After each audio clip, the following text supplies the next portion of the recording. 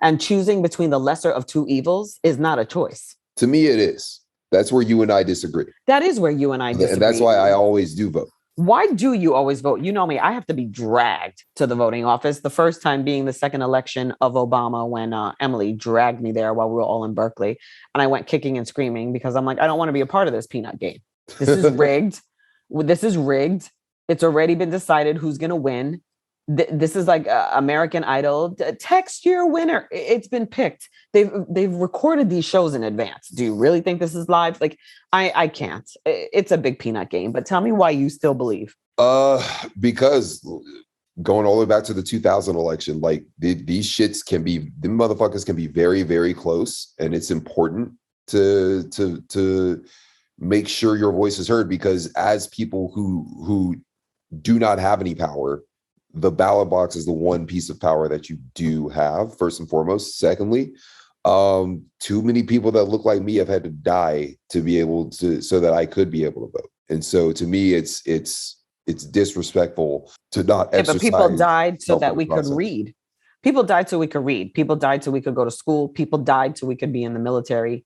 People have died for all kinds of reasons. Like, there's lots of ways to fight the system. I don't think voting is even the best or most efficient way to do it, especially when the selection is usually less than the creme de la creme. Can we have an election cycle where people in the process of being elected are not on sexual assault charges or have not been accused? Can we find no candidates who have not been accused of sexual assault in some way? Well, that's the one thing I do suggest to people is, well, first of all, I agree with you there. Like, this is, these candidates are disgusting. These should be the basic minimum standards. And if we can't even trust to have candidates that aren't possibly rapists, what am I doing ticking a box? And I can't support this. I don't care if this guy's good at balancing the budget, if he's cruising the malls trying to rape the 14-year-olds. How did this guy even leave the house and not feel ashamed, let alone have the balls to run for office?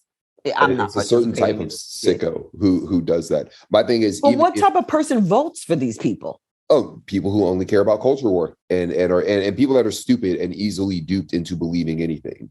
So you can easily be duped into believing that all the horrible things that you heard about this person are actually just attacks from the people on the other side of the culture war. And the reason why they're attacking them is because this person's fighting for you. You can take that and you can apply it to any political party on the far left, the far right, and any side of the culture war you want. You just say, you know what I mean? Like, doesn't matter what it is. You can always take that shit and rearrange it in the way that benefits a candidate who has massive scandals and is a total hypocrite.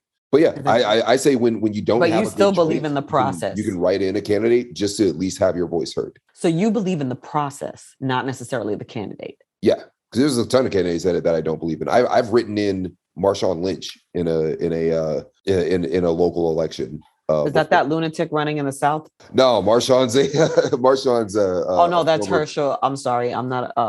What's the gentleman who's running in the South? African American guy who's on some bullshit. Yeah, Herschel Walker. He's crazy. Again, shameful, just shameful. How do you reconcile participating in a process that elevates the likes of that?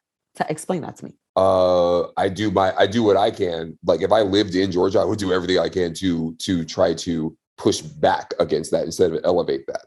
Like, fucking, but in terms of the people that literally are supporting and elevating this guy, again, he's their token black guy. Just like we talked about yesterday, there is ample room, for anyone who wants to play the role of being the token black person who's going to tell white people what they want to hear. And Herschel Walker, despite the fact that he is absolutely not qualified to be a senator whatsoever in any way, shape, or form, he's got some fucked up violence. He's got some potential mental health stuff going on. He's got some lied about his education.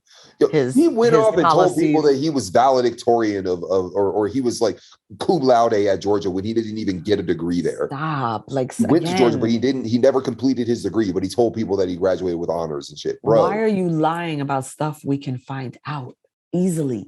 Yeah, like, I don't. So if you're gonna lie about this, how can I trust anything you're gonna say? Let alone vote for you. Like, again, I get that there must be something to this voting thing. Otherwise, they wouldn't make it so hard for marginalized communities to do it. So I know there's some validity to do it. To what degree? I don't know. And it's very hard to inspire me to vote.